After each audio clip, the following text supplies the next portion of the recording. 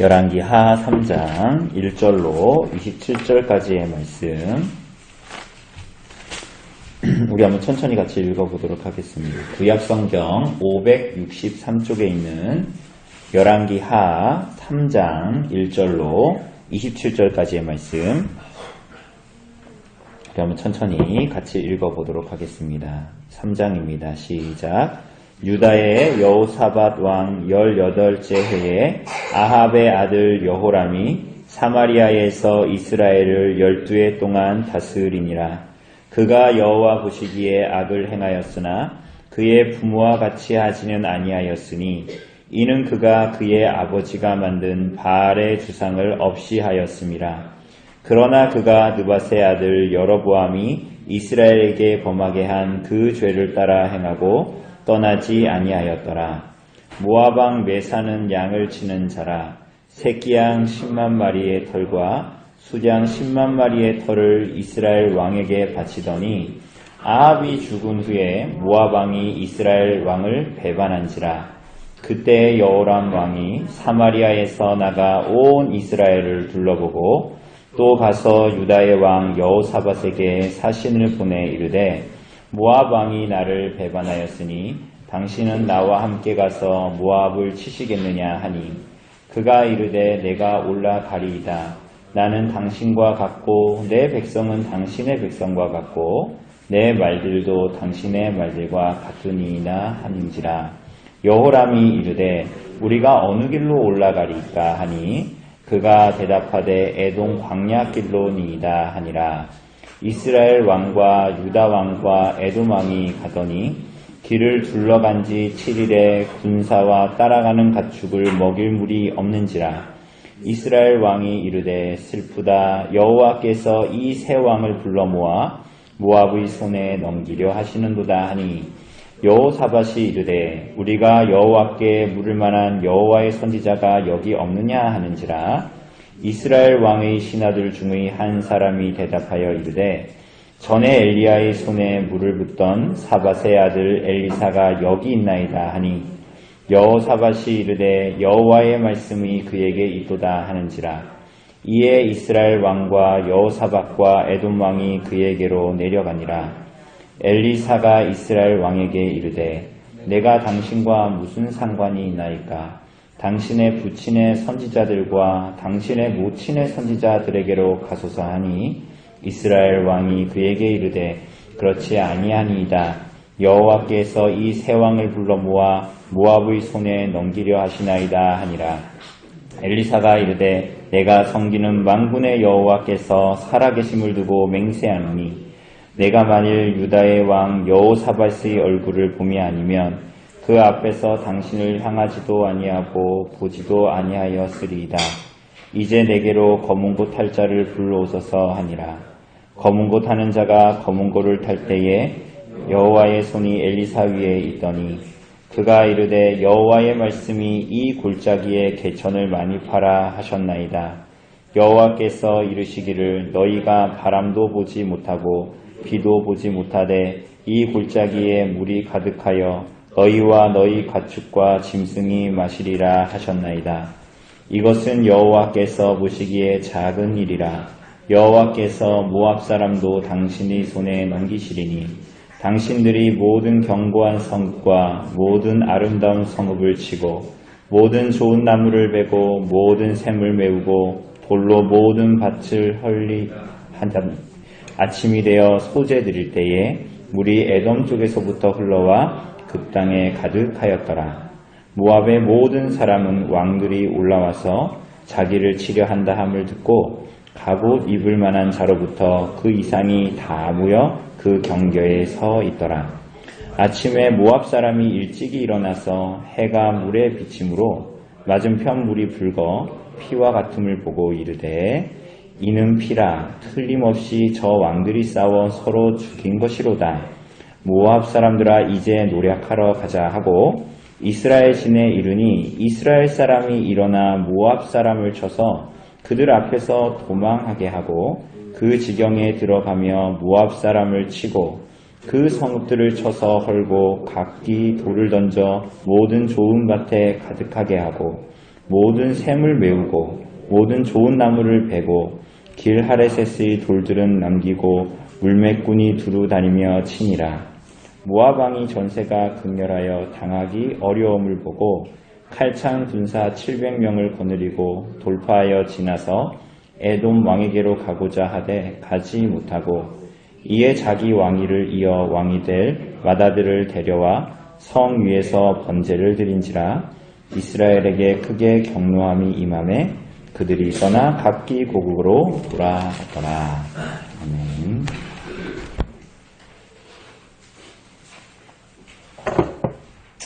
예, 우리 열왕기 하에 보면 엘리야의 시대, 엘리야가 이제 승천을 하고 이제 엘리사의 시대가 도래했죠, 그죠? 그리고 그러면서 하나님께서 엘리사를 통해서 오늘 본문도 마찬가지고 이제 다음에 볼 본문도 마찬가지인데요. 하나님께서 좀 엘리사를 통해서 하시고자 하는 일에 대한 성격이 엘리야 때보다 조금 더 극명하게 나타납니다. 물론 엘리야의 사역 안에서도 그것이 죽음을 향하는 것 같고 징계를 향하는 것 같지만 그 이면에는 결국은 하나님께서 엘리야를 향한 하나님의 백성들을 향한 돌봄과 돌이킴의 요청들이 계속 있었는데 이 엘리사를 통한 이제 하나님의 사역도 마찬가지입니다. 우리가 지난주에 보았다시피 모세와 여호수아와 엘리야에 이은 엘리사로 이어지는 이 하나님의 이 일하심, 하나님의 역사 뭐 이런 것들을 보게 됩니다. 그죠?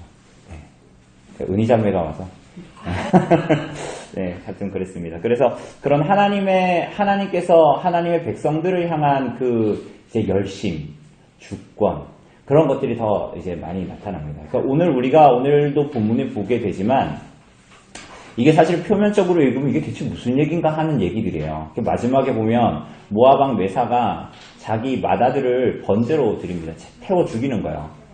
그러니까 동물을 태워 죽이는 게 아니라 마다들을 산채로 태워 죽이는 것입니다. 근데 그렇게 하는 것을 보고 이제 그 결론으로 맞닥뜨리는 것을 보면 하나님의 이 역사라는 것이 그리고 이 성경의 기록이 과연 무슨 의미인가 하는 생각이 굉장히 들 때가 많습니다. 어쨌거나 그 의미를 통해서 하나님의 백성들에게 계속적으로 그들에게 부어주시고자 하는 것이 무엇인가, 드러내고자 하는 것이 무엇인가를 좀 우리가 좀 보려고 합니다. 그래서 오늘 문제를 좀 읽고 시작하도록 하죠. 우리 1번 문제 우리 기현형께 좀 읽어주실래요?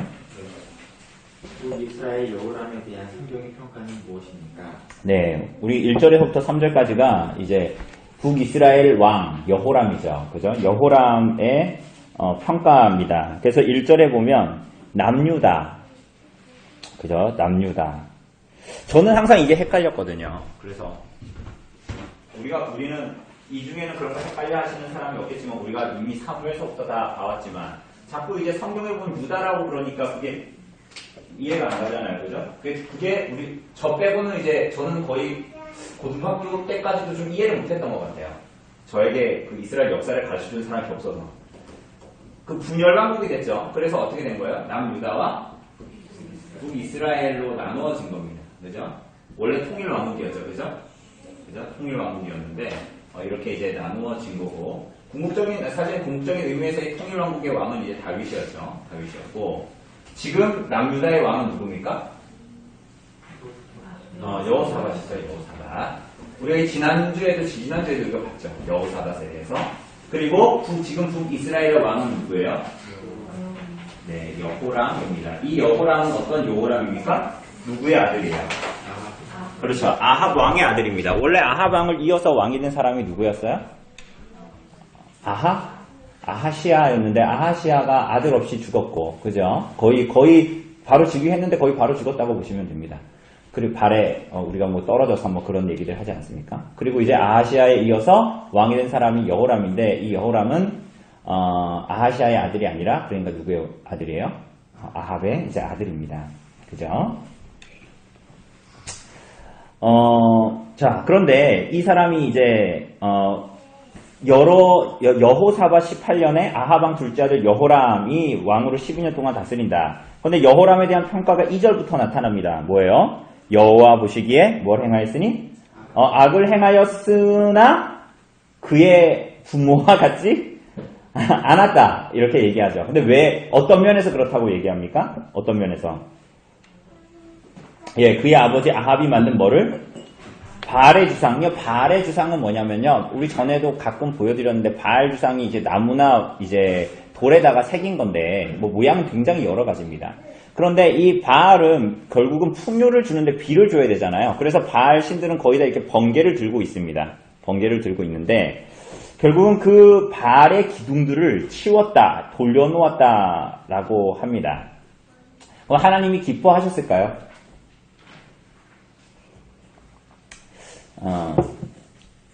우리는 이제 이런 거를 보면, 이 본문을 보면, 이만 하면 됐다. 야, 그래도 아버지가 그 지경까지 갔는데 아들은 좀 덜 하잖아? 그러니까 좀 괜찮다.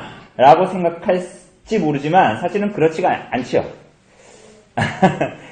여러분, 성경에서 죄를 뭐라고 정의합니까? 그것을 우리가 소요리 문답 13문답에서 얘기합니다. 죄가 뭐라 그래요? 죄가 뭡니까, 여러분? 죄가 뭐예요? 죄. 예, 뭐요? 하나님의 법에 대해서 조금 미치지 못하는 거. 순종함에 조금 미치지 못하는 게 아니라 조금이라도 부족한 거. 조금이라도 부족하거나 또는 뭐예요? 또는 하나님의 법에 정면으로 뭐 하는 거? 위반하는 거. 그게 다 죄입니다. 그죠? 그러니까 우리가 뭐 9계명을 다 지켜도 1계명을 안 지키면 우리가 이제 순종했다 이렇게 볼 수가 없는 것이죠. 뭐 우리가 이것을 이 여호람에게서만 보는 게 아니라 우리 안에서도 우리는 이런 모습을 볼 수 있죠. 우리가 어떨 때는 내가 이제 은희자매는 안 그런데 은희자매를 예를 들면 내가 이제 다음 달에 세례를 받는데 내가 정말 내 양심에 걸리는 이런저런 죄들이 있는데 그래 내가 이 정도의 9개 정도는 내가 좀 정리하자 세례 받기 전에. 근데 한 가지 죄만은 이건 정말 내가 금요일 밤에는 꼭 해야 되고 토요일 밤에는 꼭 해야 되는 거야. 그런데 이것은 못 버리겠어. 아니, 은희자가 실제로 그렇다는 게 아니라요. 예를 든 겁니다. 그러니까 우리들의 삶에서도 그럴 때가 있죠. 우리가 하나님의 말씀 앞에 이런 것들, 저런 것들을 제하여 버리고 하나님께 순종해야 되겠다라고 하지만 때로는 우리 안에 이것만은 버리지 못하겠다라는 것이 있죠. 그런데 우리들의 이 심령은 참 부패해서 그런 경우에 대부분 어떻게 나타나냐면 나는 9개는 버렸기 때문에 그것이 나의 의로 작용하게 됩니다. 그래서 9개는 버리고 하나는 남겨놨는데 이것 정도는 하나님께 괜찮다라고 스스로 위안을 하지요. 인간의 마음이 예레미야서가 말한 것처럼 얼마나 부패했으며 아주 교묘하게 내 안에서 변명거리를 만들어냅니다. 그런데 오늘 여호람에 대한 이 이야기를 보면 어떤 모양의 큰 악을 버린다고 해서 작은 악이 용납되는 것이 아니에요. 그러니까 우리들은 하나님 앞에 큰 악을 버리면서도 여전히 악한 것에 집착할 수 있는 거예요. 좀 더 궁극적으로는 그는 바알에 대한 우상은 바알 신상은 뒤집어 놓거나 혹은 위치를 바꾸어 놓을 수는 있지만 그 마음에 바알을 섬기는 것과 다를 바 없는 그의 심령은 변하지가 않았던 거예요. 어떻게 그럴 수 있습니까? 3절에 보면 그것을 잘 말해주죠. 3절에 보면 이게 이제 악한 왕들에 대한 고정적인 멘트죠. 북이스라엘 왕들에 대한. 뭐라 그래요?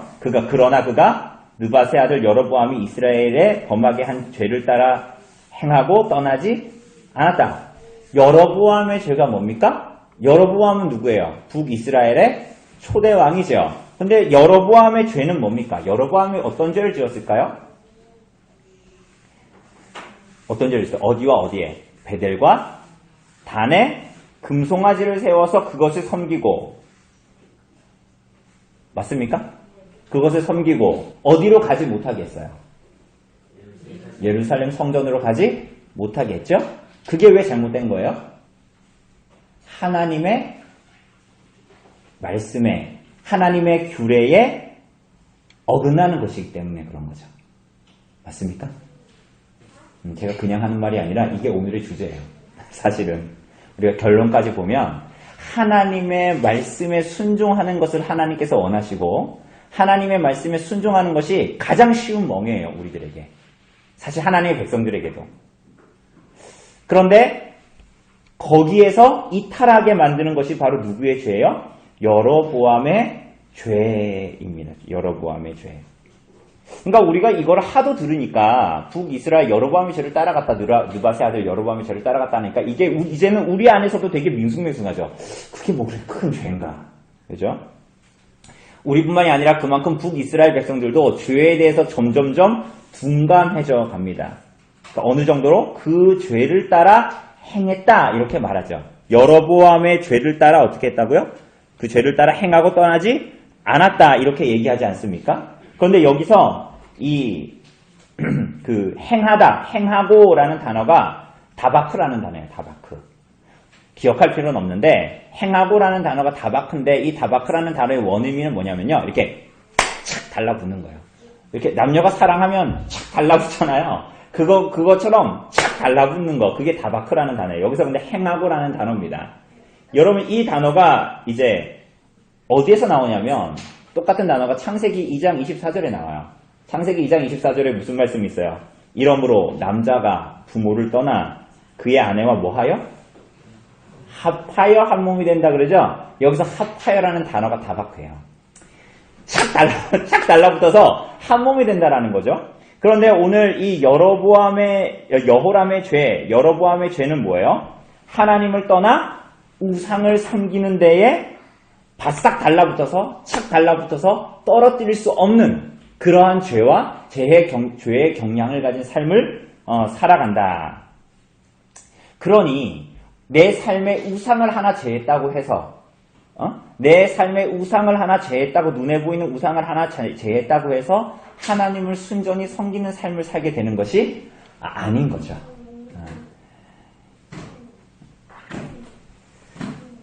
아까도 얘기했듯이 우리는 순진하게도 우리들의 삶을 지배했던 어떤 것들을 눈에 보이는 것들을 뿌리치고 나서 마치 그게 내 삶을 하나님께 다 바친 것이라고 오해하면서 생각할 때도 있습니다. 그렇지가 않죠. 하나님은 우리들의 모든 것을 원하십니다. 정말로. 왜 모든 것을 원하실까요? 여러분 왜 모든 것을 원하실까요? 우리 되게 찬송가 우리 요즘에 헌금 이제 헌상하고 나서 우리 찬송 드리는 찬송가 217장 보면 굉장히 마음에 안 드는 말들이 나오죠. 뭐예요? 바치어라 내 마음을 주께서 나에게 이래 바치어라 내 마음을 이렇게 찬양하잖아요. 하나님은 정말로 우리들의 모든 것을 원하십니다. 왜 그럴까요? 왜 그럴까요? 여러분 거기에 여러분과 저를 탈탈 털어가지고 하나님께서 득을 보시려는 게 아니라 여러분의 모든 것이 하나님께 드려질 때 우리들에게 정말로 참된 생명을 충만하게 누리는 것이 있기 때문인 거야 사실은. 그죠? 하나님은 정말로 우리들의 이제 모든 것이 되길 원하시고 그래서 하나님과 우리가 그 주의 신방 받은 분들은 말씀 같이 32편, 10편, 32편으로 나눴지만 우리가 정말 동행하고 함께 하기를 원하시는 거야. 근데 여호람은 그 자리에서 계속 벗어나죠. 그런 그를 하나님께서 하나님은 참 신기하신 것 같아요. 그러니까 하나님이 끝까지 추격을 하시죠. 그러니까 심판을 이미 아합의 집안에 예언을 하셨는데 그를 끝까지 추격을 하십니다. 제가 그 남서울교회에 가서 설교하지 않았습니까? 저녁에. 근데 그 제목이 뭐였냐면 여러분에게 2차례에 걸쳐서 설교한 요나서 1장의 내용이었어요. 그래서 제가 제목을 은혜, 그 온당치 않은 사랑 이렇게 제목을 정했는데요. 정말로 하나님의 우리를 향한 사랑은 정말 그렇습니다. 그 하나님의 은혜가 얼마나 큰지 온당하지 못한 애들에게 계속적으로 부어지고 추격을 하는 거야. 그들이 죽을 때까지, 숨이 끊어질 때까지, 마지막 기회조차도 하나님께서 허락하십니다. 그런데 그렇지 않은 여호람에게 경보가 울립니다. 그게 뭐예요? 그게 바로 4절의 내용이죠. 4절에 보면 누가 나옵니까? 모압 왕 누구요? 메사가 나옵니다. 근데 이 사람은 뭐 하는 사람이래요? 양치는 사람. 여러분 이 양친다는 거 대규모 목축업을 얘기하는 것입니다. 그냥 조금 몇몇이 양을 치는 게 아니겠죠. 그래서 메사의 이름 자체도 양을 치는 자예요. 양을 치는 자. 메사의 이름의 뜻이 양 치는 자입니다. 그래서 이 사람들은 새끼 양 10만 마리의 털, 양 10만 마리의 털을 계속 이스라엘의 조공으로 바쳤습니다. 다윗 시대로부터 계속적으로 조공을 바쳤어요. 우리가 전에도 얘기했던 것 같은데 우리 모압 석비라는 게 발견됐어요. 1868년에 요르단에서 발견이 됐는데 그게 이제 파리의 무슨 박물관입니까? 네? 아, 루브르입니까? 아, 그렇습니다. 루브르. 언제 가봅시다. 루브르 박물관에 가면 이게 있대요. 근데 이제 여기에 보면 이런 내용들이 담겨져 있는 거예요. 이 모압 사람들이 섬기던 신이 어떤 신이죠, 이름이? 그모스죠, 그모스. 근데 그모스 신이, 우리가 그모스 신을 화나게 해가지고, 그모스 신이 다윗 때부터 아합 왕 때까지 우리가 조공을 이스라엘에 바치겠다. 이런 기록이 있습니다. 그리고 그 모압 석비에 보면, 자기가 그모스의 아들이다. 일반적으로 이 옛날 그 시대의 왕들은 다 자기가 신의 아들이라고 명명을 했기 때문에, 자기는 그모스의 아들이다라고 칭합니다. 근데 이제 여호람이 어떻게 결국은 배반을 하고 이제 조공을 바치던 걸 안 하겠다라는 거야. 그러니까 어떻게 합니까? 그럼 어떻게 돼요? 우리나라 옛날에 뭐 이렇게 영화나 드라마, 옛날 시대, 조선시대나 그 이전 시대 보면은 막 중국이 우리를 겁박하는 것처럼 그런 식으로 하죠. 어떻게 해요? 여호람이 이 모압의 배반의 치를 떨면서 7절을 보면 뭐라 그래요? 누구와 동맹을 맺어요? 우리가 앞에서 아람하고 전쟁을 할 때도 마찬가지였습니다. 그죠? 유다왕 여호사밧에게 동맹을 요청하죠. 같이 전쟁하자는 거죠. 그런데 이 사람이 참 여호사밧이 한결같아요. 이 사람이. 그죠? 열왕기상 22장에서도 이 아합 왕의 요청에 대해서 뭐라 그랬어요? 나는 당신과 같고 내 백성은 당신 백성이고 내 말들은 당신 말이다. 이렇게 얘기하죠. 여기서도 또 똑같이 얘기합니다. 자, 그래서 역대하 19장에 보면은 결국은 선지자 예후에게 책망도 받고 막 이러는데 어쨌거나 동맹을 맺습니다. 그래서 전쟁을 어떻게 하는 거예요? 모압하고 지금 오늘 본문은 그래서 전쟁을 어디랑 하냐? 모압하고 전쟁을 합니다. 옛날에는 누구하고 전쟁을 했어요? 우리 이전에 열왕기상 뒷부분에서는 아람하고 전쟁을 했죠? 이때 선지자는 누가 나타났어요? 미가야 말고 무슨 시대였어요? 엘리야의 시대였고 이 시대는 지금 어느 시대입니까? 엘리사의 시대입니다. 그죠? 그래서 모압과 전쟁하는 나라는 북이스라엘과 남유다와 그리고 오늘 본문에서 읽었듯이 남유다의 치하에 있었던 어느 나라입니까? 에돔이죠, 에돔. 그죠? 그러니까 이 세 나라의 연합군들이 모압과 전쟁을 이제 하기 시작합니다. 그래서 8절에 보면 남유다의 지배 아래 있던 에돔을 이 연합군에 포함을 시킵니다. 그러면서 이제 전쟁을 하게 됩니다. 전쟁을. 자, 어떻게 전쟁을 합니까? 자, 한번 2번 한번 읽어주실래요? 우리 군집사님 한번 2번 읽어주실래요? 남유다와 북이스라엘과 에돔 연합군의 모압 군들의 위기는 무엇입니까? 네. 여호람은 어떻게 반응합니까? 네. 자, 이제 막강한 군대를 형성했어요. 그래가지고 에돔 광야로 해서 모압을 치려고 했는데 위기가 옵니다. 어떤 위기가 와요? 9절 하반절에 보면 무슨 일이 벌어집니까? 군사와 이제 길을 둘러간 지 7일에 군사와 따라가는 가축을 먹일 뭐가 없어요? 물이 없게 되죠. 여기서 이제 엘리야의 시대와 엘리사의 시대가 교묘하게 이제 대조됩니다. 엘리야의 시대는 열왕기상 17장에 보면 하나님께 불순종함으로 말미암아 하나님께서 엘리야를 통해서 아합 왕에게 가뭄이 내릴 거다 이렇게 예언했죠. 그죠? 근데 오늘 본문은 뭐예요? 엘리사의 시대는 뭐예요? 이 북이스라엘이 하나님께 묻지 않음으로 그들에게 가뭄이 임하게 됩니다. 그래서 결국은 그들이 물이 없음으로 말미암아 엘리사를 찾게 됩니다. 제 말이 이해가 되십니까? 그러니까 이 엘리야 시대 때는 불순종함으로 하나님께서 엘리야를 통해서 아합에게 가뭄을 선언하시죠. 맞죠? 선언하십니다. 그래서 엘리야의 그 일이 있기 전까지는 비가 안 오죠. 하나님의 진노의 이 신명기 28장에도 나오는 이 하나님의 이 저주입니다. 그런데 어떻게 돼요? 엘리사의 시대는 어떻게 돼요? 반대예요. 어떻게? 이스라엘의 불신앙 가운데에서 하나님께서 이 물이 없는 것 가운데에서 어떻게 하는 거예요? 엘리사를 통해서 물을 주시는 거예요. 그게 달라요. 그러니까 이게 똑같은 선지자의 시대인데 엘리야의 시대나 엘리사의 시대나 겉으로 보는 거 어떻게 보면 심판과 어떻게 보면 구원이지만 사실은 두 가지를 통해서 하나님께서 이루시려고 하는 것은 명백해요. 그들이 돌이키면 생명을 주겠다라는 거예요. 계속적으로.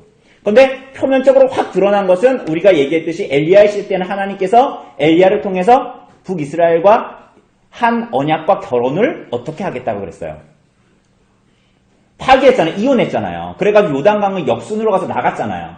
그런데 엘리사를 통해서 어떻게 됐습니까? 엘리사가 자기 겉옷을 다 찢고 엘리야가 승천할 때에 그 떨어진 옷 조각을 가지고 요단강을 치니까 어떻게 됐어요? 강이 갈라져서 다시 들어왔죠. 요단강을 지나서 다시 요단강 서편으로 들어오게 됐습니다. 그죠? 출애굽이 재현된 거잖아요.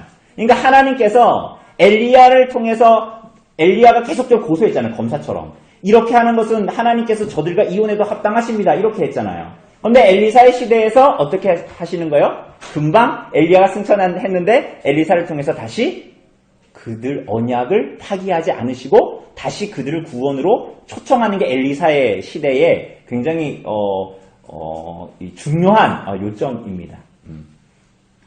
자, 그런데 어쨌거나 물이 없게 됩니다. 그런데 엘리사를 그래서 찾게 되죠. 그런데 그 전에 여호람의 말을 들어봐야 됩니다. 10절에 보면 그 일을 딱 당하니까 10절에 보면 뭐라 그래요? 이스라엘 왕이 이르되 뭐라 그래요?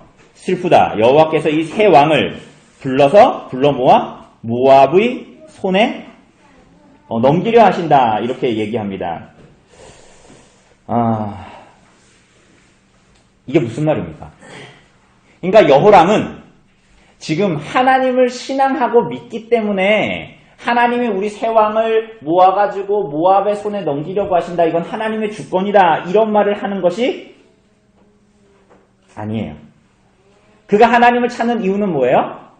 그 상황의 다급함 때문이에요. 그야말로. 이와 같은 말을 13절 하반절에 엘리사에게 또 합니다. 13절 하반절에 보면 똑같은 말을 해요. 여호와께서 이 세 왕을 불러 모아 모압의 손에 넘기려 하시나이다. 똑같은 말을 합니다. 그러니까 이게 지금 여호람의 말은 하나님이 주권자이기 때문에 우리를 싸잡아가지고 우리의 불신앙에서 넘겨주려고 하시네요. 하나님의 작정과 섭리는 놀랍습니다. 이런 얘기를 하는 것이 아니라 여러분 우리가 때로는 신앙생활을 하면 이런 사람들이 많나요? 하나님의 주권을 인정하고 하나님께서 정말 다스린다라는 걸 하나님의 섭리를 인정하면서도 하나님의 말씀을 인용하면서도 실제로 그들의 삶에서는 하나님을 경외하거나 하나님을 사랑하지 않는 사람들을 가끔 만나게 됩니다. 여호람이 그런 사람입니다. 그래서 이 여호람은 이 일들에 대해서 상황의 다급함으로 하나님을 찾지만 이 모든 일의 원인자를 하나님께 돌립니다. 하나님께. 하나님의 주권을 인정해서 그 원인자가 하나님이라는 것이 아니라 쉽게 얘기하면 하나님 탓하는 거예요. 하나님이 우리를 이렇게 만드셨다. 그런데 사실은 뭐예요? 요나하고 비슷하죠. 하나님 없이 자기가 그런 선택을 하면서 삶을 살아서 그러한 결국에 다다르게 됐는데 하나님의 뜻은 어디에 있을까? 이런 얘기 한다라는 거예요. 여호람이. 그러면서 하나님이 나를 이 지경으로 만드셨다라는 거예요. 영광을 하나님께 돌리는 게 아니라 뭐를 하나님께 돌려요? 내게 일어난 일에 대해서 그 원인은 난 잘했는데 하나님이 잘못했다. 하나님이 날 이 지경으로 만들었다. 이런 식으로 이제 얘기하는 거죠. 이러한 자들의 특징은 뭡니까? 위기와 고난 가운데에 하나님을 찾는 것 같지만 그들의 초점이 자기 자신에게 있는 거예요. 그래서 자신이 고난과 공경을 벗어날 수만 있다면 무엇이든지 하고 싶어 하는 거죠.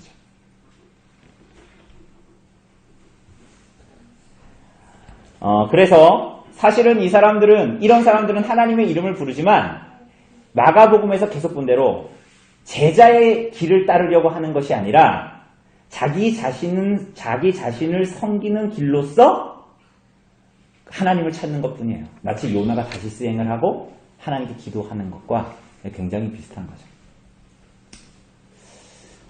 이번 주에 우리 손동아 집사님 어제 이제 잠깐 신방을 하고 그렇게 만났는데, 손동아 집사님이 이런 말씀을 하시더라고요. 그러니까, 이런 자기의 삶에 지금까지 있었던 여러 가지 큰 일들을 경험하면서 하나님께서 나에게 세 번째 기회를 주시는 것 같다. 저는 그게 굉장히, 왜냐하면, 여러분, 하나님을 믿는 사람도 자신의 삶의 마음의 중심의 고난이든 그게 외적인 고난이든 그것으로 말미암아 오히려 하나님에게서 멀어질 수 있고 하나님을 핑계하고 할 수 있고 대적할 수 있어요. 제 말이 이해되시죠? 하나님을 믿는 사람들도 어떤 고난이 닥치고 어려움이 닥치면 그것으로 하나님을 핑계하거나 하나님을 대적하거나 혹은 이번 주일에 본 대로 요나서에서 본 대로 그 일 자체에 함몰돼가지고 뭔가 이 어려움만 극복하자 이런 식으로 반응을 할 수 있는데 우리 손노감 목사님이 어제 이런저런 얘기를 하면서 그런 얘기를 하시더라고요. 오히려 이 일을 통해서 하나님 앞에서의 내 신앙을 돌아보게 되고 이 어려움을 통해서 하나님께서 나에게 요청하는 것이 무엇일까를 보는 것 같다. 이렇게 이제 말씀을 하시더라고요. 그래서 그 마음이 근데 내 마음에서 여전히 격렬하게 싸움이 일어나고 막 씨름이 일어나고 그렇다. 이런 말씀을 하시더라고요. 이건 굉장히 중요한 내 마음의 갈등, 우리 성도의 내면 안에 있어야 하는 갈등을 사실은 이야기하는 것입니다. 우리가 얘기했던 이 여호람은 하나님의 이름을 부르지만 이러한 이유는 대부분 제자의 길로서 제자의 길을 막 가려고 하기 때문에 이렇게 하나님을 부르는 게 아니에요. 주권이 하나님께 있습니다. 이런 식으로 얘기하는 게 아닙니다. 이 사람은 자기 자신을 섬기는 길로서 하나님을 찾을 뿐이죠. 우리가 이번 그 주일날의 요나서를 본 대로 이런 사람들이 이 고난을 넘어가면 대부분 어떻게 되냐면 자기가 하나님을 찾아서 자기가 어떻게 하나님을 찾아서 이 고난을 넘겼기 때문에 자기 의로 충만해집니다. 제가 주일날에 뭐라 그랬죠? 이 사람들은 하나님 없이 억세집니다. 이런 사람들이 굉장히 이제 교회를 고통스럽게 합니다. 자기 의로 충만해지는 거죠. 자기가 하나님 없이도 사실은 하나님의 이름을 부르지만 하나님 없이도 이 어려움을 이겨냈다라는 거예요. 그러니까 여러분 그런 면에서 하나님 없이 고난을 지내는 것은 그것 자체로 신앙에게는 재앙입니다. 재앙. 굉장히 두려운 일이에요. 그것을 이겨내는 것 자체도 굉장히 두려운 일입니다. 그럼 그 사람은 더 목이 곧아지거든요. 그런데 그런 여호람에게 엘리사가 하는 말이 걸작입니다. 굉장히 냉정합니다. 13절을 보면 뭐라 그래요? 엘리사가 이스라엘 왕, 이거 지금 여호람입니다. 여호람에게 이르되 뭐라 그럽니까? 내가 당신과 무슨 상관이 있습니까? 당신의 부친의, 당신 부친이 누구예요? 아합의 선지자들과 또 당신의 모친이 누굽니까? 이세벨, 당신 어머니의 선지자들에게 가십시오. 그들에게 물어보십시오. 냉정하고 무섭게 말합니다. 그런데도 정신을 차리지 못하고 하는 말이 뭐였어요? 하나님이 우리 세왕을 모압에게 넘기려고 한다. 내가 그래도 당신 그렇지 않습니다. 왜냐하면 이러면서 하나님이 우리 세왕을 넘기려고 합니다. 이렇게 말합니다. 이어서 이 엘리사가 뭐라 그럽니까? 14절에 보면 더 이제 냉정한 얘기를 해요. 뭐라 그래요? 이거 굉장히 앞에서 들으면 기분 나쁜 말이죠. 뭡니까? 만군의 여호와께 살아계심을 두고 맹세하노니 뭐라 그래요? 내가 만일 유다의 왕 여호사밧의 얼굴을 봄이 아니면 그 앞에서 당신을 향하지도 아니하고 보지도 아니하였으리라 이렇게 얘기합니다. 그러니까 당신 엘리사 아니면 불러도 내가 가지 않았을 것이다. 당신 얼굴 볼 일이 없었을 거다. 이렇게 얘기합니다. 이게 참 냉정하고 무시하는 말이지만 동시에 이것은 뭐예요? 여전히 하나님께서 기회를 허락하시는 하나님의 음성입니다. 왜 그렇습니까? 엘리사는 유다의 왕 여호사밧이 아니면 하나님의 뜻을 구하는 일이 없었을 것이라고 합니다. 왜? 여호사밧이 누구이기 때문에 그런 거예요. 여호사밧이 잘생겨서? 엘리사하고 여호사밧하고 관계가 깊어서? 사실은 엘리사는 어느 나라의 선지자입니까? 남유다의 선지자예요? 북이스라엘의 선지자예요? 북이스라엘의 선지자잖아요. 그런데 지금 엘리사는 뭐라 그러는 거예요? 어느 나라의 왕 이름을 대고 있어요? 남유다 왕 여호사밧을 대고 있죠. 이게 무슨 얘기입니까? 그러니까 여호사밧은 누구냐? 엘리사가 말하는 여호사밧은 누구예요? 남유다의 왕인데 남유다의 왕은 누구의 후손이에요? 다윗 왕가의 후손이에요. 그런데 왜? 그들에게는 하나님의 언약에 입된 메시아에 대한 약속이 있기 때문이에요. 제 말이 이해되십니까 지금? 그러니까 이 메시아에 대한 하나님의 약속은 누구에게 주어진 거예요? 여호사밧의 왕가가 여호사밧이래. 여로보암의 왕가가 아니라 누구의 왕가? 다윗의 왕가예요. 남유다의 왕가예요. 그죠? 거기에 메시아에 대한 약속, 다윗에게 허락하신 약속이 있어요. 예후의 예언대로 역대하 19장에 나오는 아까 얘기했던 선지자 예후의 예언대로 여호사밧이 그렇게 하나님 앞에 불순종하고 불신앙하는 여호람과 함께 일하는 것, 아합과 함께 손을 잡은 것은 어리석은 일이지만 하나님께서는 그를 버리지 않으시고 오히려 하나님의 놀라운 섭리로 그를 보호하시고 다스리시고 혹은 책망하시는 이유는 뭐예요? 여호사밧이 잘생겨서? 여호사밧이 특별히 사랑스러워서가 아니라 뭐 때문이에요? 하나님께서 다윗과 맺으신 그 언약 때문이에요. 언약에 신실하신 하나님. 그 은혜 때문에 하나님께서 그 남유다의 왕가를 계속적으로 보존하시는 것입니다. 자, 그래서 결국은 이 엘리사를 통한 여호람에 대한 때로는 다그치고 냉정해 보이는 이 말도 결국은 여호람에게 하나님께서 주시는 여전한 기회를 말하고 있는 것입니다. 자, 한번 볼까요? 우리 3번 한번 우리 송 집사님 읽어주실래요? 3번.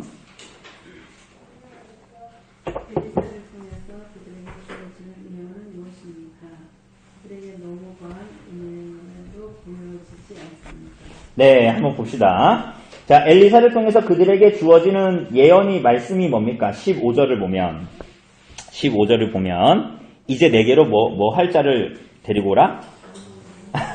검은고 탈절. 웬 검은고인가? 그죠? 이게 사실 원문 그대로 번역하면 그 현악기를 타는 사람을 데리고 오라는 거예요. 자, 그런데 여러분 이거를 오해하면 안 됩니다. 여러분 검은고 탈자를 이게 마치 지금 읽으면 본문을 읽으면 그런 거 같잖아요. 왜 우리 무당들이 작두 탈 때 이러는 것처럼 막 꽹가를 울리고 막 북을 치면서 뭔가 그렇게 해가지고 뭔가 신내림을 받고 뭔가 예언을 하는 것처럼 보이잖아요. 근데 그런 이유를 말하는 것이 아니에요. 자, 왜 그러냐? 우선은 우리가 이 3장에서 3장 20절을 보면 나중에 예언이 성취될 때를 보면 엘리사를 통해서 하나님께서 예언을 성취하시는 것을 보면 3장 20절을 보면 물이 이제 가득하게 돼요. 물이 없었는데. 그런데 언제 그런 일이 생깁니까? 아침이 되어 소재 드릴 때에라고 하지요. 민수기 28장을 보면 아침 소재와 저녁 소재를 드릴 것에 대한 명령을 하십니다. 그죠? 그런데 어쨌거나 아침 소재를 드릴 때에 이 예언이 성취가 돼요. 뿐만이 아니라 앞에서 봤듯이 여호람에 대한 평가를 얘기할 때 그가 누구의 죄에서 떠나지 않았다고 그랬어요? 여로보암의 죄에서 떠나지 않았다라고 했습니다. 그렇죠? 이것은 이 베델과 단의 예루살렘 성전이 아닌 베델과 단의 금송아지를 섬긴 이 일을 얘기한다 그랬습니다. 고로 엘리사가 하나님의 뜻을 물을 때에 여호람과 같이 북이스라엘과 같이 여호사밧과 같이 음란하게 하나님의 뜻에 벗어난 어떤 예언을 하는 선지자, 우리가 아합과 여호사밧이 아람과 전쟁할 때 그 철불을 들고 당신이 이걸로 아람을 이기겠습니다라고 했던 거짓 선지자가 아니라 하나님의 뜻을 물을 때에 자신이 어디에 속한 자인지를 명확하게 나타냅니다. 하나님의 선지자고 그것이 예루살렘 성전과의 연관성을 드러내면서 참된 경배는 하나님의 말씀대로 예루살렘과 긴밀한 연관성을 가지고 있고 그래서 자기가 말씀에 속한 성전에 속한 선지자로서 예언을 한다라는 것을 표시하는 거예요. 그래서 이 검은고 타는 자가 왔다라는 것은 막 이렇게 검은고 가야금 이런 걸 잘 치는 사람이 왔다라는 것이라기보다는 이것은 그가 하나님을 향한 예배와 경배를 드렸다라는 것을 표현하는 것입니다. 그런데 그때 무슨 일이 벌어졌다 그랬어요? 검은고 타는 자가 검은고 탈 때에 여호와의 손이 엘리사 위에 있더니 이렇게 얘기하는 거야. 여러분 이게 명확하지 않지만 이것은 어떤 신내림이나 이런 것을 얘기하는 것이 아니에요. 틀림없이 그죠? 그가 어디에 속한 선지자인가를 나타내는 거예요. 자, 그런데 그렇게 엘리사가 하나님 앞에 나갔을 때 여호와의 손이 엘리사 위에 임하더니 어떤 말씀을 주세요? 뭘 해라? 골짜기에 뭘 팔아? 개천을 팔아. 왜? 개천 왜 팔아요? 물이 가득하게 될 거예요. 그런데 물이 가득하게 되는 일은 적은 일입니다. 오히려 작은 일이에요. 그 다음에 19절, 20절에 보면 뭐라고 나와요? 엘리사를 통해서 주신 예언의 성취는 두 개입니다. 물을 줄 거다. 그리고 또 뭐예요? 뭘 줄 거다. 뭘 줄 거다? 모압과의 전쟁에서 승리를 줄 거다. 이렇게 얘기합니다. 그죠? 이 두 가지를 이제 말씀하십니다. 모압 사람도 넘길 거다. 승리에 대한 보장을 주실 거다라는 것을 얘기합니다. 그러니까 우리는 이것들을 보면 아까도 우리가 전에 문제에서도 봤다시피 이게 과연 여호람이라는 사람 앞에 합당한 은혜인가 그런 생각을 하게 되죠. 저기 보세요. 저기 제가 쓴 거. 여호람 옆에 물하고 승리를 준다 그러잖아요. 그러니까 저게 여호람에게 합당한 일인가? 제가 이번 주에 요나서 설교하면서 한 제목처럼 그 은혜가 그에게 정말 그가 저 사람이 받기에 온당한 것인가? 라는 생각이 들지요. 여호사밧에게서도 마찬가지입니다. 여러분 우리가 지난번에도 여호사밧에 대해서 얘기할 때 여호사밧이 굉장히 위험한 짓을 했다 그랬습니다. 그게 뭐였어요? 아합과 이세벨의 딸과 어떻게 한 거? 혼인한 거. 그 딸이 누구였어요? 아시잖아요. 아시. 뭐요? 아달랴. 근데 나중에 우리가 보게 되겠지만 남유다의 메시아에 대한 예언을 굉장히 위험하게 만드는 여자가 누굽니까? 아달랴예요. 아달랴. 막 싹 쓸어버리려고 그랬거든요. 남자들. 근데 그런 어리석은 자, 그러니까 여호람만 어리석은 게 아니라 여호사밧도 어리석은 거잖아요. 결국은. 그죠? 그 불의한 자와 손잡고 예후가 예언한 것처럼 그렇게 이런 어리석은 자에게 승리를 주거나 물을 주시는 일이 가능한 것인가 봐요. 차라리 생고생을 두어야 되는 게 아닌가. 아까도 얘기했다시피 하나님께서 왜 여호사밧에게 이런 승리를 주죠? 그 자신 때문이 아니라 다윗과 하나님께서 맺으신 언약 때문이죠. 하나님은 그 언약의 신실한 분이시기 때문이고 그 언약에 잇대어서 자비와 긍휼을 은혜를 온당치 않은 자에게 부어주시는 것입니다. 여러분과 저는 어떻습니까? 여러분과 저는 우리가 이후에 보겠지만 여호람과 다르지 않고 사실은 우리들의 내면은 여호람과 다르지 않고 여호사밧처럼 은혜에 있으면서도 때로는 깨닫지 못하는 어리석음에 있지요.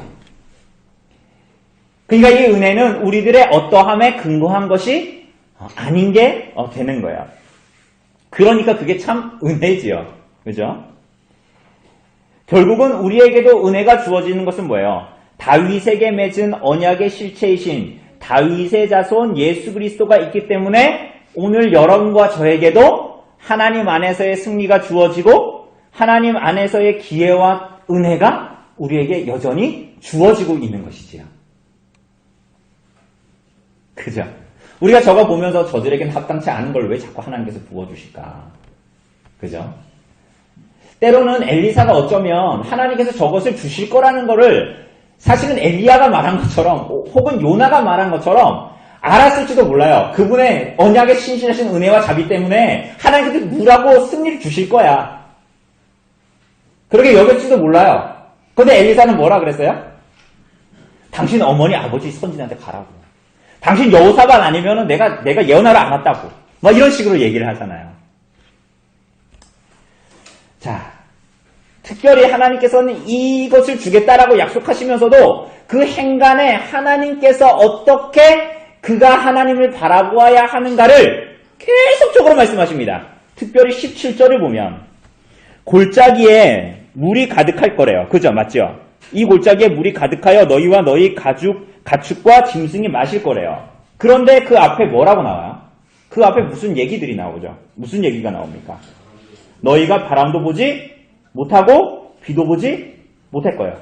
여러분 아까도 얘기했듯이 고대 근동의 신들은 대부분 풍요를 주는 신들입니다. 그래서 이들이 자꾸만 머뭇머뭇했던 그 바알, 이 바알은 비를 내리는 번개를 들고 있죠. 근데 이 바알은 그 땅에 비가 없는 땅에 비를 줄 때 바람과 천둥을 통해서 비를 줄 것이에요. 네? 그렇다고요.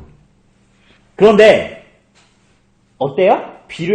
이 골짜기에 물이 가득할 건데 바람도 하늘에서 내리는 비도 없이 너희와 너희 가축이 하나님이 주시는 생수로 말미암아 에돔 광야 한가운데에서 먹을 거다. 이런 얘기예요.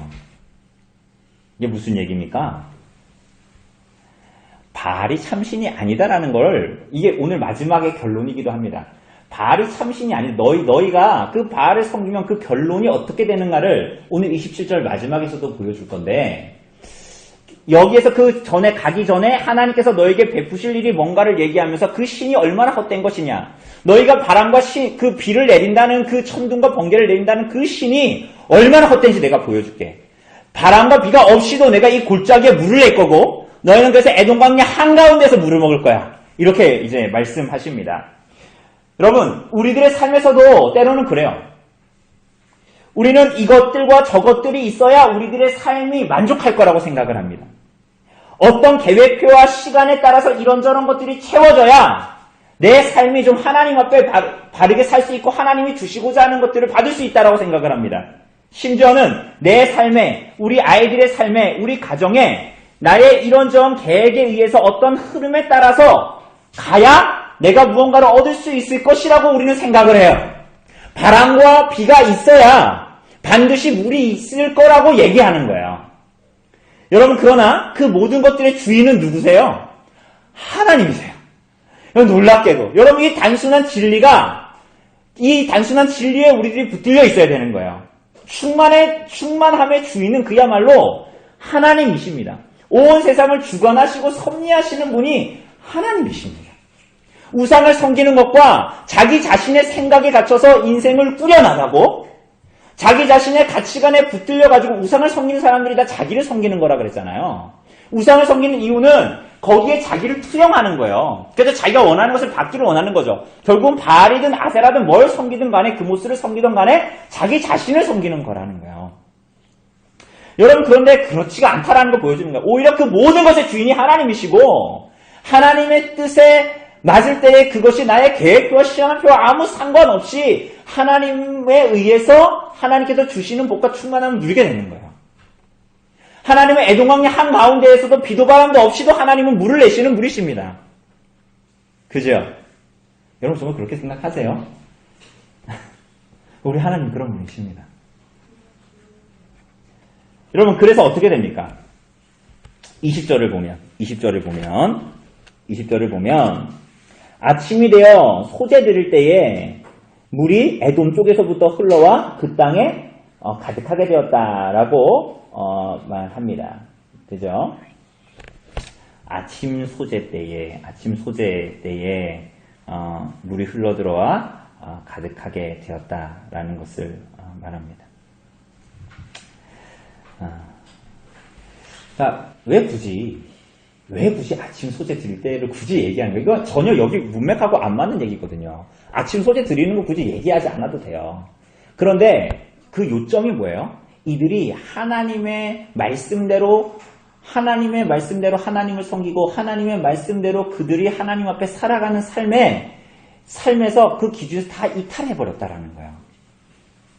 하나님께서 이 일을 하시는 이유는 결국은 그 일들에서 돌이키게 하셔서 아침 소재 드릴 때에 물이 가득하게 된 것처럼 너희가 그들의 길에서, 너희의 그 말씀에서 벗어난 길에서 하나님의 명령에서 돌이킨다면 너희를 새롭게 하시겠다. 그들이 여로보암의 길을 버리고 하나님을 찾는다면 너희가 생수의 근원이신 하나님을 버렸지만 너희들의 그런 죄에도 불구하고 광야 가운데에서도 바람과 비가 없어도 물을 얻게 하시고 생명을 얻게 하실 것이다 라는 것을 말씀하시는 것입니다.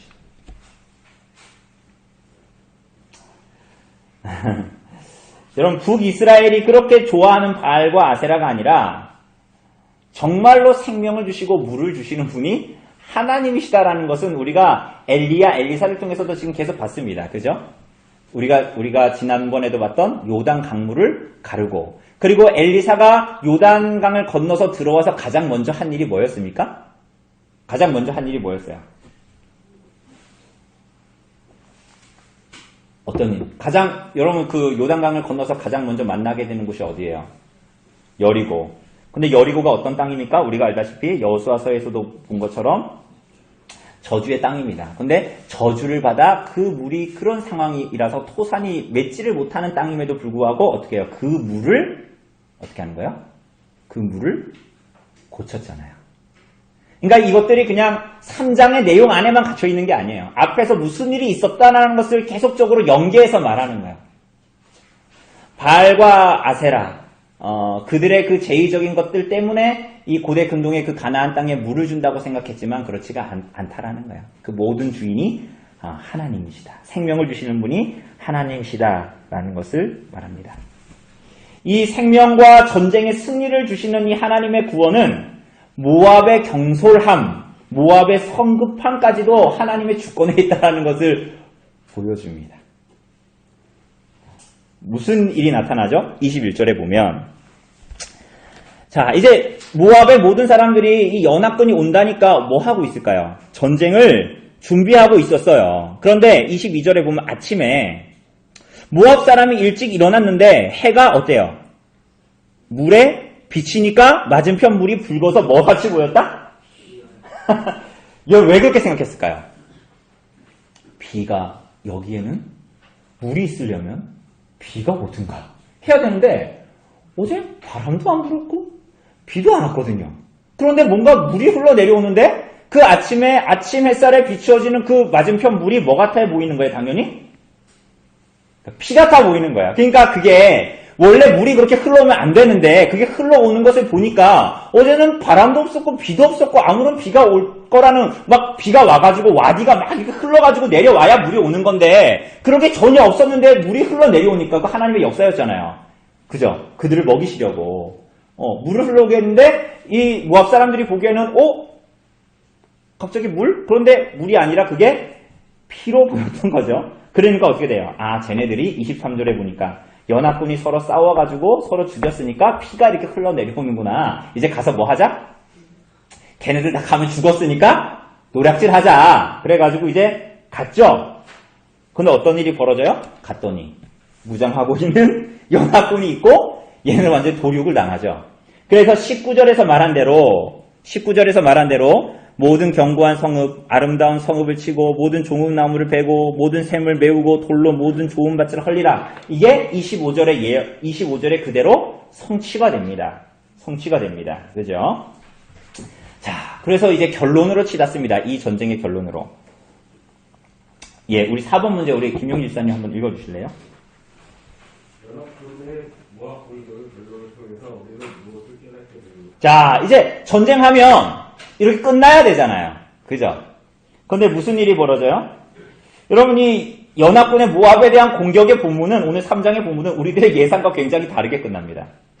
승리했는데 완전한 승리라고 볼 수가 없습니다. 26절에 보면 이 모압 왕이 참 마지막까지 어떻게든지 싸우려고 700명을 거느리고 에돔 쪽을 격파해가지고 어떻게 나가려고 한 것 같아요. 그런데 그렇게 최선을 다했어요.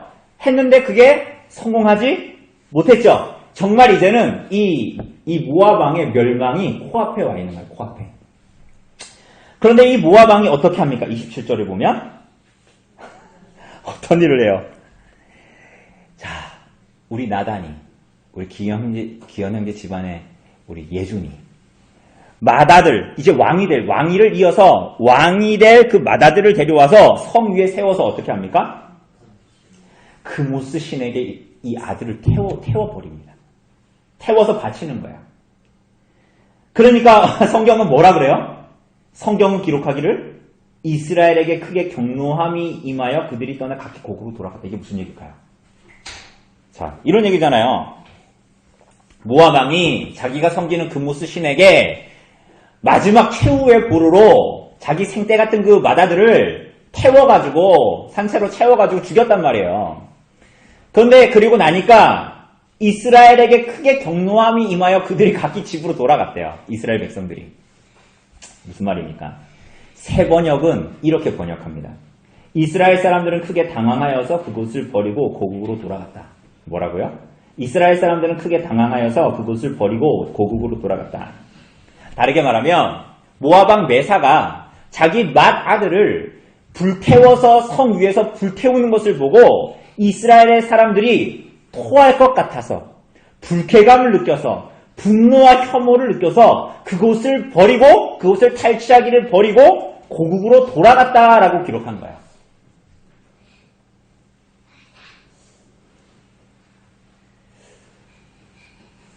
어떤 면에서 그럴까요? 이게 무슨 얘기일까요?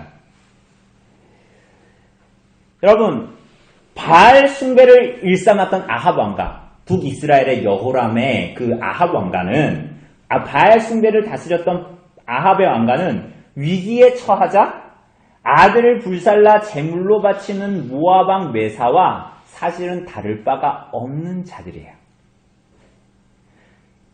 그냥 하는 말이 아니라 우리가 나중에 열왕기하 17장에 보면 북이스라엘이 왜 아수르에게 멸망당했는가, 하나님께서 아수르를 통해서 왜 북이스라엘을 멸망하셨는가에 대한 기록이 열왕기하 17장에 나타납니다. 그런데 열왕기하 17장을 보면 7절부터 쭉 나와요. 근데 13절을 보면 13절부터 이런 얘기가 나와요.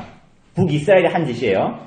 각 선지자와 성년자를 통해서 악한 길에서 돌아서라고 했지만 그들이 끝까지 듣지 않고 불신앙과 불순종으로 일관했다. 15절을 보면 그들은 언약과 말씀을 버렸다. 16절을 보면 그들은 자기를 위하여 두 송아지를 부어서 만들고 바알과 아세라를 섬겼다. 17절을 보면 그들은 자기 자녀를 불 가운데 지나가게 했다. 그러니까 이 모압 왕 메사가 한 일과 동일한 일을 누가 했다라는 거예요? 북이스라엘 사람들이 이방 신들을 섬기면서 그런 일들을 했다라는 거예요. 하나님이 이스라엘 백성들에게 진노하신 이유는 뭡니까? 아합 왕가의 우상 숭배 그리고 그에 따른 부도덕한 삶이었죠. 그런데 이 사람들은 계속적으로 그 일들을, 그런 삶을 추구합니다.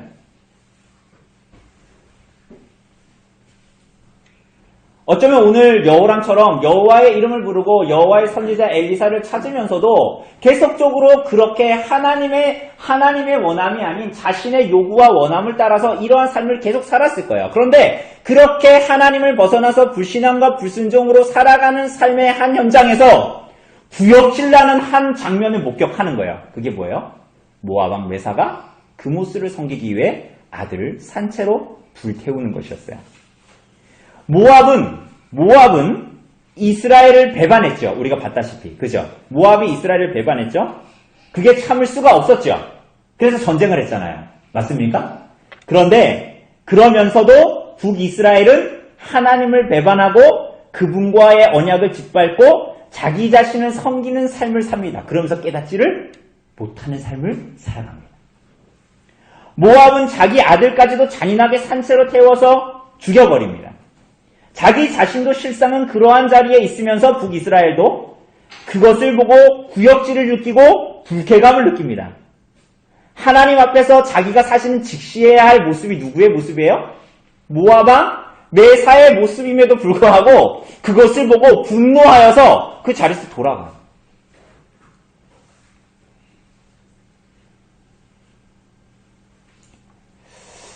그러므로 우리가 이 이상해 보이는 27절의 결론에서 우리는 이런 메시지를 듣게 되는 거예요. 저 모압 사람들이 이 절박한 상황에서 어디로 그들 자신의 인생을 이끄는지를 봐라. 그들이 이끄는 지점, 너희가 그들과 함께 가고자 하는 그 우상을 섬기면서 가고자 하는 그 지점, 세상이 좋다고 하는 그곳으로 가는데 저들의 결국을 보라는 거예요. 아무런 대가 없이 너희에게 말씀하시고 들으라고 선지자를 보내시고 그래서 참된 하나님이신 여호와에게서 듣는 너희는 세상 어느 곳에서도 비할 데 없는 은혜의 선물을 받고 있는 것이 너희인 줄 너희가 아느냐? 이렇게 물으시는 거야. 너가 하나님에게서 받고 있는 이 귀한 것이 무엇인지 알고 있니? 저 사람들이 저렇게 의지하는 것들의 결론을 보고도 너가 저 사람들이 의지하는 것을 정말 마지막까지 붙들고 싶니? 이 말씀을 하시는 거예요. 굉장히 이해하기 어려운 이 27절, 이 3장 27절의 이 마지막 결론은 우리들에게 이것을 얘기하는 거예요. 이게 굉장히 역설적이고 아이러니한 겁니다. 이스라엘 백성들은 모압 왕 메사가 그렇게 하는 것을 보면서 분노함을 감추지 못하고 역겨워서 자리에 피해가는데 그 모습은 우리의 모습인 거예요. 그런데 하나님은 그러면서도 자기를 깨닫지 못하는 북이스라엘에게 이렇게 말하는 거예요. 너희들이 그렇게 좋아하는 바알과 그 아세라와 그모스 신을 우상을 섬긴다고 세상이 말하는 그 가치와 기준을 따라서 살아가는 그 결론이 모압 왕 메사가 저러고 있는 거예요. 그들이 아무리 그것이 좋아 보이고 너의 인생을 풍요롭게 하는 것 같지만 저들의 결론은 결국 저거야. 그런데 너희가 그것을 계속적으로 쫓아가겠니? 내가 너희에게 그랬니? 내가 너희에게 마다들을 달라 그랬니? 아니잖아.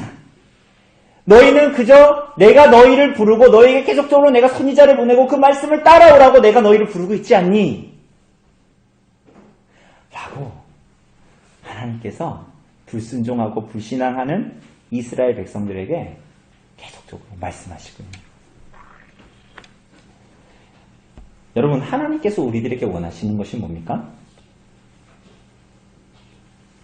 대단한 고위직에 올라가고 대단한 명예를 드러내고 대단히 많은 돈을 벌고 대단한 일을 하는 것입니까? 여러분, 미가서 6장 6절 8절은 하나님께서 우리에게 원하시는 것이 무엇인지 말해줍니다. 이것은 우리가 복음송에도 우리가 곡조를 붙여서 부르죠. 내가 무엇을 가지고 여호와 앞에 나아가며 높으신 하나님께 경배할까? 내가 번제물로 일련된 송아지를 가지고 그 앞에 나아갈까? 여호와께서 천천의 수량이나 만만의 강물 같은 기름을 기뻐하실까? 내 허물을 위하여 내 마다들을, 내 영혼의 죄로 말미암아 내 몸의 첫 열매, 내 몸의 첫 열매는 마다들이거든요. 그 마다들을 드릴까? 그럼 하나님이 기뻐하실까? 미가가 이렇게 말합니다. 그러면서 결론적으로 뭐라 그래요? 사람아, 주께서 선한 것이 무엇임을 내게 보이셨나니 여호와께서 내게 구하시는 것은 뭐예요? 오직 정의를 행하며 인자를 사랑하며 겸손하게 내 하나님과 함께 행하는 것이 아니겠니? 행한다 뭐라 그랬어요? 착 달라붙어 있는 거. 여호람이 어떻게 했어요? 여로보암의 죄에 착 달라붙어 있었잖아요. 하나님께서 미가를 통해서 뭐라 그래요? 하나님과 겸손하게 동행함으로 그분과 달라붙어 있는 것. 그걸 하나님이 원하시는 게 아니겠니? 라고 말씀하시는 거예요. 여러분, 하나님이 오늘 여러분과 저에게 원하시는 것이 뭡니까? 대단한 헌금입니까? 대단한 열심과 헌신입니까? 여러분 중식 때 주일 중식 때에 국수를 뭐 짜장면, 짬뽕으로 만드는 겁니까? 그런 거 아니잖아요. 하나님이 우리에게 원하시는 것은 하나님이 주시는 쉬운 멍에를 매는 것입니다. 뭐라고요? 하나님이 주시는 쉬운 멍에를 매는 것입니다. 어떻게 해요? 그게 뭡니까? 그 멍에는 뭡니까? 오늘부터 우리가 멍에를 메고 다니자는 게 아니라 그게 뭐예요? 미가서가 말하는 대로 여러분, 하나님을 신뢰하십시오. 하나님은 에돔 광야 한가운데서도 물을 내시고 생명을 주실 수 있는 분이십니다. 세상의 가치가 말하는 것에 따라가지 않아도 하나님께서 여러분의 삶을 보존하시고 섭리하시고 다스리시는 분이기 때문에 하나님을 신뢰하고 믿고 그렇기 때문에 이 땅을 어떻게 살아가는 거예요? 하나님 말씀에 의하여 행하고, 다르게 말하면 뭐예요? 하나님 말씀에 착 붙어 있고, 그래서 내 삶을 어떻게 살아가는 거예요? 하나님 말씀에 붙어 있으니 정의와 인자에 붙들려 인생을 살고 그렇게 일생을 그분 앞에 겸손하게 그분과 동행하며 살아가는 거예요. 여러분, 이게 하나님이 100년도 안 되는 여러분의 인생에 원하시는 거예요. 여러분, 하나님이 여러분의 삶의 모든, 그게 가정이든 여러분의 결혼이든 직장이든 아무 상관없어요. 세상은 이런저런 것들로 다 우리들에게 얘기를 해요. 이거는 이렇게 해야 이렇게 하는 거야. 이 문제는 이렇게 해야 이렇게 가는 거지. 이게 맞다? 그렇지 않아요. 하나님의 말씀이 말하는 대로 살아가는 것이 정답입니다. 여러분, 우리가 자꾸만 하나님을 향해서 살아간다고 하면서 우리들의 삶에서는 이렇게 해야 된다고 자꾸 생각하잖아요. 하나님의 말씀을 내가 하나님을 믿고 하나님을 믿습니다라고 얘기하지만 실제적으로는 우리가 교회에서는 이렇게 하고 밖에 나가서는 그렇게 하면 안 됩니다라는 말을 귀에 딱지가 않도록 듣지만 여러분 실제로는 그렇게 안 하잖아요. 자꾸만. 마을회관에서는 마을회관에서의 진리가 있는 거야. 로마에서는 로마의 법이 있고 병원에서는 병원의 법이 있고 저기 직장에서는 직장의 법이 있고 저 주민센터에서는 주민센터에서 계장님이 말하는 법이 있는 거야. 하나님의 법은 소용되지 않아. 그래서 우리들의 기준과 가치가 자꾸만 흔들리는 거예요. 왜? 그들이 우리에게 물을 줄 것 같거든. 그들이 에돔 광야에서 물이 안 나오니까 바람과 비를 내서라도 하나님께서 그렇게 해야 물이 나올 것 같거든. 아니요. 그렇지 않아요. 하나님께서 미가서 6장 8절을 통해서 우리에게 말씀하시는 거. 하나님의 말씀에 붙어 있어. 그분에게서 모든 것이 나온다라는 것을 신뢰하는 거야. 정말로 믿고 살아가는 거예요. 그분과 동행하는 거예요. 그게 참된 겸손이죠. 계장님 앞에 이렇게 하는 게 겸손이 아니라, 그러면 하나님을 섬기고 동행하는 것이 겸손이죠. 그게 참된 인생의 겸손이죠. 그래서 하나님의 말씀에 어떤 삶의 구석이든지 간에 그분의 말씀에 의하여 살아가기로 결단하는 것. 여러분, 그런데 그렇지 않은 인생의 모양이 결론이 비참하다는 거예요. 자기 아들을 불쏘시개로 내어주는 비참함. 잘 되는 것 같고 사람들이 주목하는 것 같지만 그 인생의 비참함. 자신의 죄를 인정하지 않고 모든 원인을 하나님께로 돌리는 우매함. 하나님의 은혜를 경험하면서도 하나님의 말씀을 벗어나려고 몸부림치는, 하나님 말씀대로 살아가려고 몸부림치는 게 아니라 하나님 말씀에서 벗어나려고 하는 그 몸부림치는 패역함. 하나님을 향해 우리들의 은혜 모름, 적반하장, 안면몰수에도 눈 감아버리는 우리들. 세상의 비정함과 참담함의 구역질을 느끼면서도 정작 하나님의 말씀과 뜻 앞에서는 어긋나게 살아가려고 하는 우리들. 모압 왕 메사가 아들을 불태우는 것을 보면서는 구역질이 나면서 내 안에 그러한 것이 있다라는 것, 여전히 여로보암의 죄를 행하고 있다라는 것에 대해서는 무감한 이 우매함, 짐승과 같은 이 우매함. 결국은 그 끝이 무엇인지를 보여줌으로 말미암아 하나님께서 그와 다를 바 없는 우리들에게 베푸시는 은혜가 무엇인지를 보여주십니다. 그들과 다를 바 없는 우리에게 보여주시고자 하는 주시는 하나님의 은혜가 무엇인지 그 본질을 보여주시는 거예요. 그 은혜를 맛본 자의 삶을 시작하라고 하십니다. 하나님이 주시는 쉬운 멍에를 쥐고 따르라고 하십니다. 거기에 광야 가운데 흘러나는 생수를 먹고 마시게 될 것이라는 것을 약속하십니다. 누구를 통해서요? 엘리사를 통해서. 하나님께 불순종함으로 멸망으로 기울어져가는 북이스라엘에게. 이제 열왕기하 17장에 보면 이제 가스에 멸망하는데, 그렇게 멸망으로 점점 지금 3장이잖아요. 멸망으로 점점 기울어져가는 북이스라엘에게 하나님께서 엘리사를 통해서 너희가 정말 그 길로 갈래? 모압 왕 메사가 저렇게 하는 저 멸망의 길로 갈래? 라고 말씀하십니다.